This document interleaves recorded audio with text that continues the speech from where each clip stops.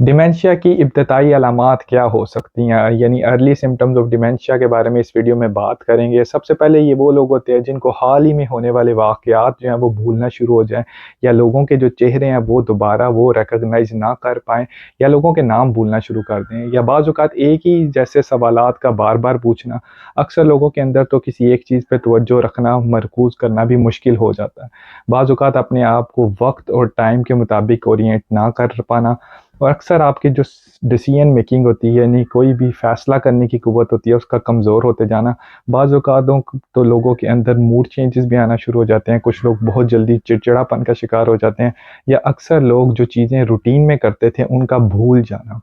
नए रास्तों पे अक्सर लोगों का ना जाना, कोई नई चीज़ ना कर पाना, या ऐसी चीज़ें जो कि आप पहले करते थे और आपका आहिस्ता-आहिस्ता उनमें इंटरेस्ट ख़त्म हो जाना, या आपको दूसरों के अल्फ़ाज़ का समझ ना आना, या जब आप बात करें तो आपके अल्फ़ाज़ का दूसरे लोगों को समझ में ना आना। कुछ लोग ऐसे हैं जिनके अंदर डिमेंशिया होने का चांस ज़्यादा होता है। ये वो लोग हैं जिनके अंदर ब्लड प्रेशर, शुगर, कोलेस्ट्रॉल या डिप्रेशन की बीमारी हो।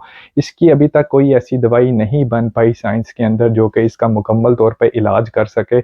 इसलिए अगर आप शुगर, ब्लड प्रेशर, कोलेस्ट्रॉल के मरीज़ हैं तो इन चीज़ों का अच्छे तरीके से कंट्रोल रखें, अपने आप को एक्टिव रखें। अगर सिगरेट पीते हैं तो सिगरेट को छोड़ दें और अपने आप को एक्टिव रखें, अपने माइंड को एक्टिव रखें। अगर मेरी वीडियो आपको अच्छी लगी है तो मेरे चैनल को सब्सक्राइब कीजिए और इस वीडियो को दूसरे लोगों के साथ शेयर कीजिए।